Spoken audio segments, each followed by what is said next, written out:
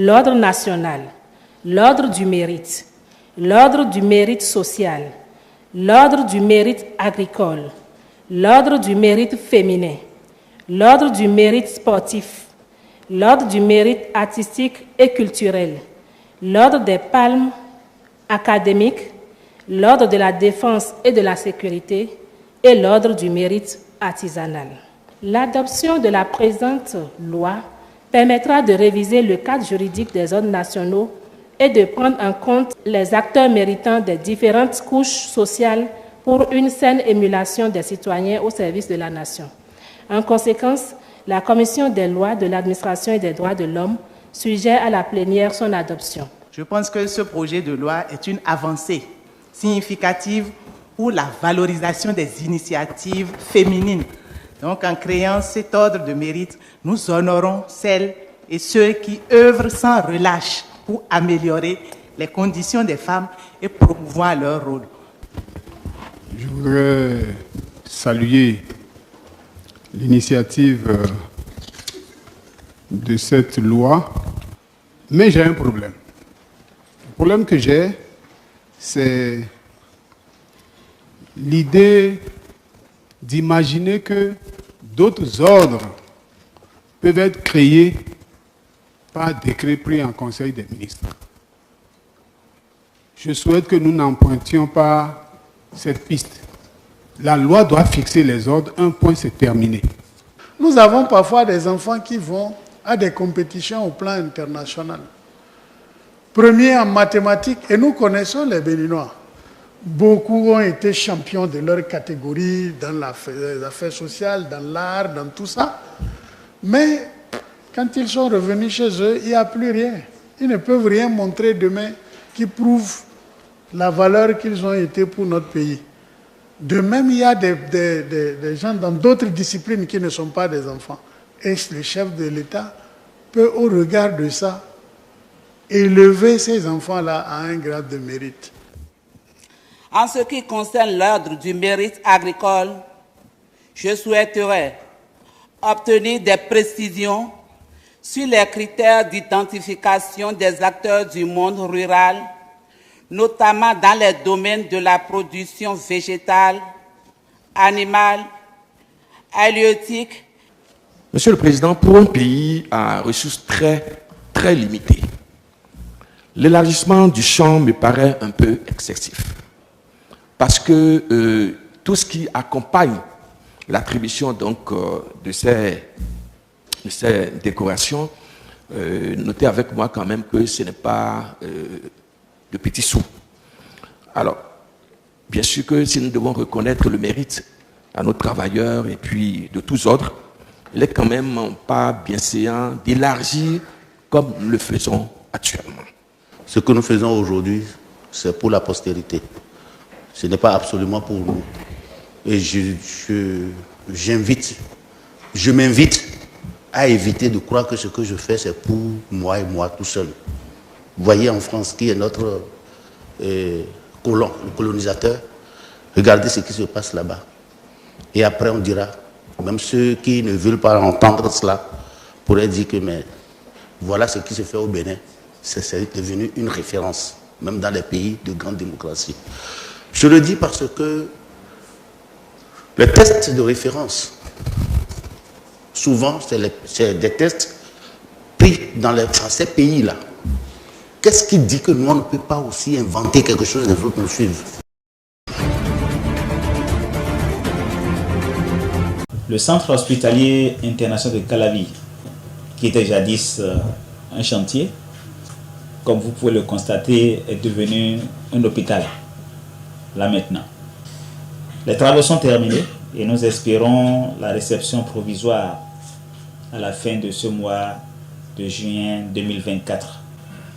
Je ne saurais vous cacher ma satisfaction personnelle, celle de toute l'équipe qui a travaillé derrière, et je suis convaincu, celle du chef de l'État qui a partagé sa vision pour le système de santé de notre pays, pour ce défi relevé 4 années après le premier coup de pioche de lancement des travaux auquel vous avez tous été témoins. Le chic est là et il ouvrira ses portes très bientôt pour le bonheur des patients du Bénin, mais également pour le bonheur de ceux qui viendront de notre sous-région.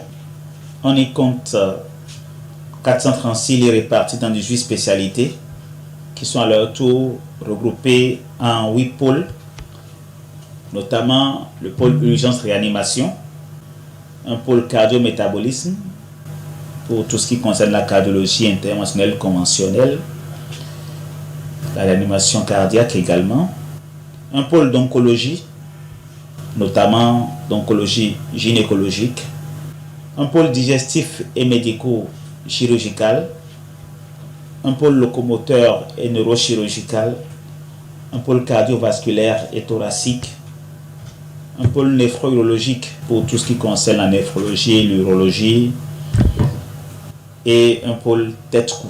Le chic recevra son premier patient cette année. Nous envisageons en effet son ouverture au cours du 4e trimestre de l'année 2024. D'ores et déjà, nous avons entamé le processus de recrutement du personnel administratif, technique et soignant qui fera vivre cet hôpital. Que dis-je, ce joyau? C'est le lieu pour moi d'exprimer encore une fois ma satisfaction pour l'intérêt que les cadres béninois, aussi bien ceux résidant au Bénin que ceux de la diaspora et d'autres au niveau international qui ont manifesté leur intérêt en réponse à l'appel à candidature lancé le 27 mai 2024. Au terme de cette première vague de recrutement, une deuxième vague de recrutement sera lancée avant la fin du mois de septembre 2024. En effet, imaginez que pour animer cet hôpital, il faut 1 millier de ressources humaines. 1 millier de ressources humaines, aussi bien administratifs, techniques que du personnel soignant spécifique. Je ne saurais terminer mes propos liminaires sans souligner que le chic est un hôpital public qui sera ouvert à tous les patients qui se trouveraient dans le besoin de recevoir des soins de santé. Toutefois, il s'agit d'un hôpital de référence qui ne prendra en charge a priori que les pathologies pour lesquelles les hôpitaux de niveau de référence inférieur n'ont pas la capacité d'apporter les réponses les plus adaptées. Cette rencontre est induite par un mouvement de réaménagement interne voulu par le président de l'Assemblée nationale et qui nous réunit autour de la passation de service des nouveaux et des sortants.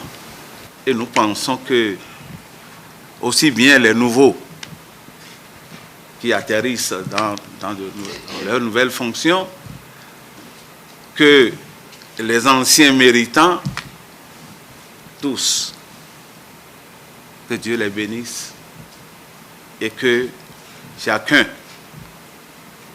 dans sa nouvelle position, réussisse sa mission à la gloire de l'Assemblée nationale que son Excellence, le président Vlavonou, a toujours voulu performante. Je voudrais tout simplement et symboliquement souhaiter la bienvenue au nouveau chef service de Radio Hémicycle, mon cher frère Sagui Kousséré, que nous voyons déjà à l'œuvre. Le président de l'Assemblée nationale ne s'est pas trompé en lui confiant cette responsabilité. Lui qui fut ancien directeur de radio, C'est-à-dire que Radio Hémicycle est désormais en de bonnes mains. Ça ne veut pas dire que les mains précédentes qui l'ont tenu n'ont pas eu de mérite. C'est l'occasion de dire merci à Philippe pour tout ce qu'il a accompli. Je suis très émue parce que, à entendre les 4 qui ont fait passer leurs mots, franchement, c'est une grande émotion parce que les sortants ont montré leur disponibilité aux entrants. Et c'est ce qui compte parce que sans ça, il n'y aura pas de continuité. Le Conseil économique et social n'est pas une invention béninoise. Dans tous les pays presque du monde, cette institution existe. L'Union africaine a un Conseil économique et social au sein duquel il y a des sièges réservés aux syndicats. Et dans tous les pays du monde ayant des institutions similaires, il y a toujours des sièges pour les organisations syndicales. D'aucuns vont se demander, mais pourquoi des organisations syndicales sont toujours membres? Le syndicat ne se réduit pas à la fonction revendicative. Ah non, le salaire ne suffit pas. Les travailleurs sont dans de mauvaises conditions. Oui, c'est la fonction revendicative du syndicat. Mais le syndicat exerce aussi une fonction normative, régulatrice de l'espace public, de l'action publique que mènent les pouvoirs publics. Le syndicat a une fonction régulatrice. Le syndicat également a une fonction représentative au nom de laquelle, en tant que SG confédéral, nous siégeons dans des instances comme représentants des travailleurs. Et au nom de ces fonctions, aussi bien régulatrices que représentatives, il n'est pas possible de dire qu'on veut avoir un conseil économique et social sans les syndicats. En plus, le syndicat a une fonction sociale au nom de laquelle les confédérations doivent être au conseil économique et social. Et ces fonctions que je rappelle, ce n'est pas le Bénin qui les a définies. C'est du ressort du Bureau international du travail qui, à travers les conventions, a défini ces fonctions des organisations syndicales universellement reconnues. Donc, il est difficile à comprendre qu'on veuille installer un conseil économique et social dans un pays comme le Bénin, qui se veut la vitrine de la démocratie en Afrique francophone, et qu'on puisse dire que les organisations syndicales ne doivent pas être membres. Au nom de quelle réforme? Nous, on s'interroge. Alors que les organisations syndicales, dans leur fonctionnement, ne sont ni de la mouvance ni de l'opposition. On représente les travailleurs, le peuple, et au nom de ces travailleurs, nous portons la voix. Donc c'est ce qui est fait. Et, bon, nous ne sommes pas d'accord, nous l'avons fait savoir déjà. Nous ne sommes pas du tout d'accord par rapport à cette loi qui a été adoptée. Ce n'est pas cette seule loi qui a été adoptée, hein. Il y a aussi la loi sur la Commission béninoise des droits de l'homme, commission au sein de laquelle siégeait aussi un représentant des centrales et confédérations. Et à ce niveau aussi, le siège a été supprimé. Donc désormais, il n'y aura plus de représentants d'organisations syndicales dans cette institution aussi. Et nous trouvons que ça ne peut pas aller comme ça. De toutes les façons, les centrales et confédérations nous allons utiliser toutes les voies de recours. Toutes les voies de recours, nous allons les utiliser conformément aux tests de la République. Nous ferons recours à toutes les instances auxquelles les tests nous donnent droit.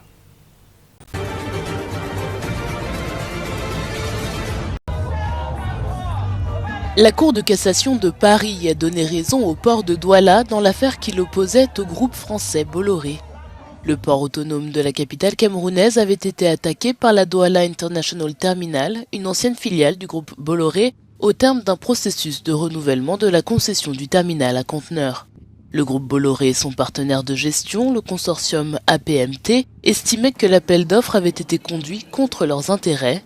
S'en était suivie une procédure d'arbitrage introduite à la Chambre de commerce internationale de Paris qui avait condamné le port de Douala à payer 58,6 millions d'euros à la filiale de Bolloré en novembre 2020. C'est cette décision que la Cour de cassation vient de rejeter après avoir établi qu'il existait des connivences entre un des juges du tribunal arbitral et un avocat du groupe Bolloré. La Douala International Terminal, désormais rachetée par le groupe MSC, estime qu'il s'agit seulement d'un jugement sur la forme et non sur le fond.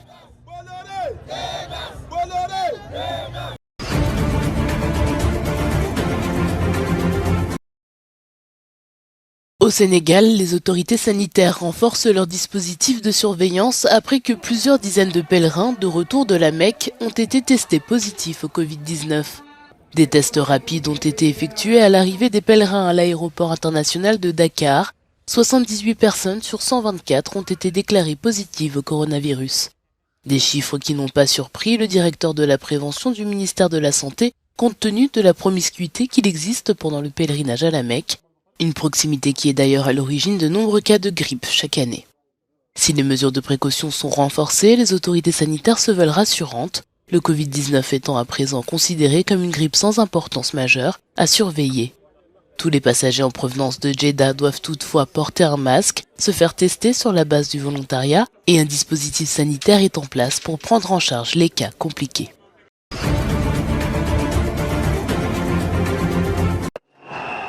C'est l'étincelle qui a mis le feu aux poudres au Kenya. Des jeunes gens prenant d'assaut les locaux du Parlement où étaient rassemblés des députés qui statuaient sur la nouvelle loi des finances. Son adoption, malgré le refus d'une frange de la population, a conduit à de violents affrontements entre forces de l'ordre et manifestants. Le président kenyan s'est adressé à la nation. Les événements d'aujourd'hui marquent un tournant décisif dans notre capacité à répondre aux graves menaces sur notre sécurité. Je tiens à rassurer toute la nation, le gouvernement a mobilisé toutes les ressources nécessaires pour s'assurer qu'une telle situation ne se reproduise plus, quel qu'en soit le coût.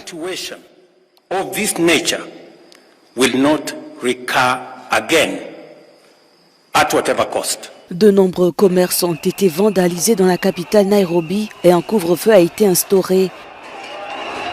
Outre Nairobi, des manifestations et des affrontements ont également eu lieu dans plusieurs autres villes du Kenya. La police a fait usage de gaz lacrymogène, bilan plusieurs morts et blessés et des centaines d'arrestations. Après son adoption devant le Parlement, la loi de finances devrait être approuvée cette semaine par le président William Ruto.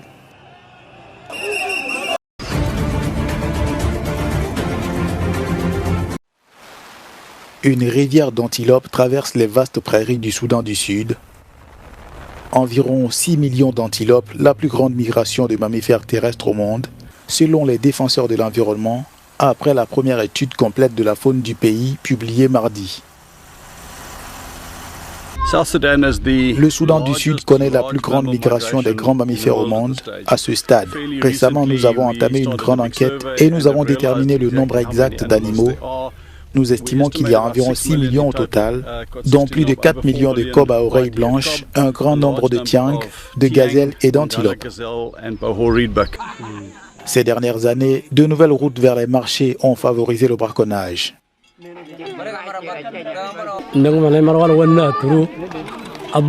Nous tuons les animaux parce que les récoltes sont mauvaises. Nous ne les tuons pas quand les récoltes sont bonnes, seulement quand elles sont mauvaises. Et nous tuons juste les petites espèces lorsque les récoltes sont mauvaises.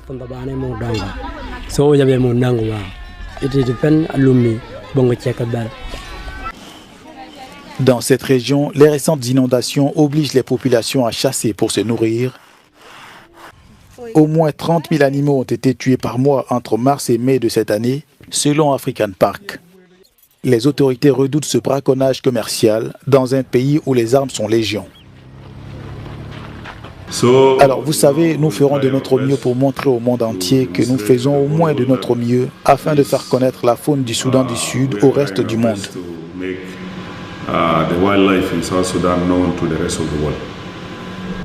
Aux côtés des associations, le gouvernement essaie de protéger cette immense réserve avec les moyens de bord.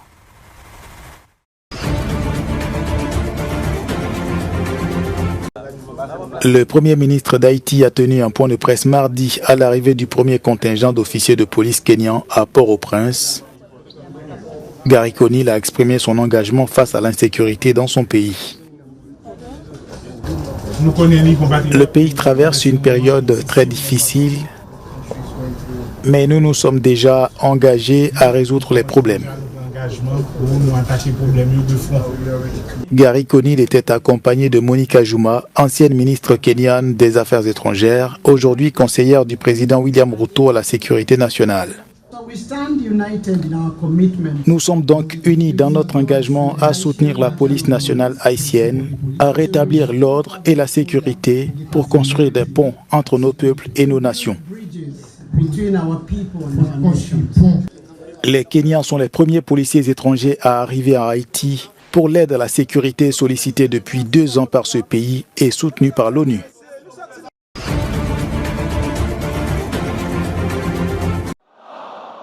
Le guide iranien l'ayatollah Ali Khamenei a appelé mardi les électeurs à se mobiliser fortement en vue du scrutin présidentiel prévu se tenir vendredi prochain.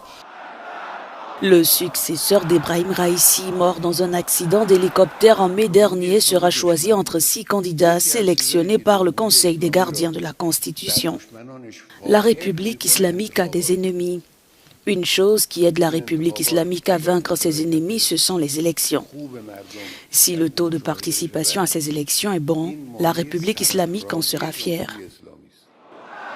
En 2021, la participation au scrutin était de 49%, soit le plus faible taux lors d'une présidentielle depuis la révolution islamique en 1979. Les élections législatives ont connu un taux de participation record, un exploit que le président iranien veut voir se reproduire.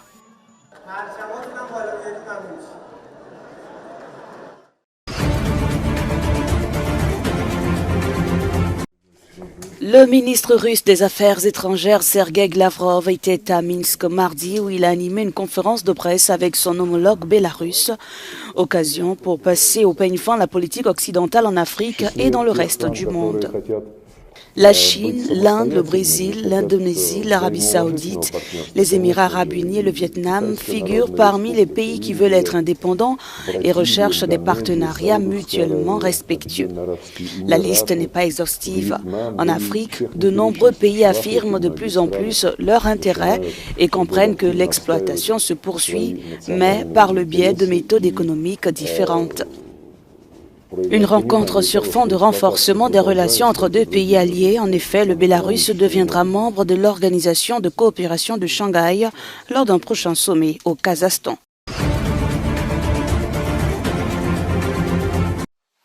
La CPI a émis mardi des mandats d'arrêt contre le chef de l'armée russe et l'ex-ministre de la Défense. Valéry Gerasimov et Sergei Shoigu sont tous deux accusés d'être responsables de crimes de guerre consistant à diriger des attaques contre des biens civils et à causer des dommages accidentels excessifs à des civils ainsi que des crimes contre l'humanité en Ukraine. La Cour qui siège à La Haye considère qu'il existe des motifs raisonnables de croire que les 2 suspects portent la responsabilité de frappes de missiles menées par les forces armées russes contre les infrastructures électriques ukrainiennes entre le 10 octobre 2022 et le 9 mars 2023. Kiev a rapidement salué cette décision quand de leur côté les autorités russes l'ont jugée insignifiante. Rappelons que la CPI avait déjà émis un mandat d'arrêt contre Vladimir Poutine en mars 2023.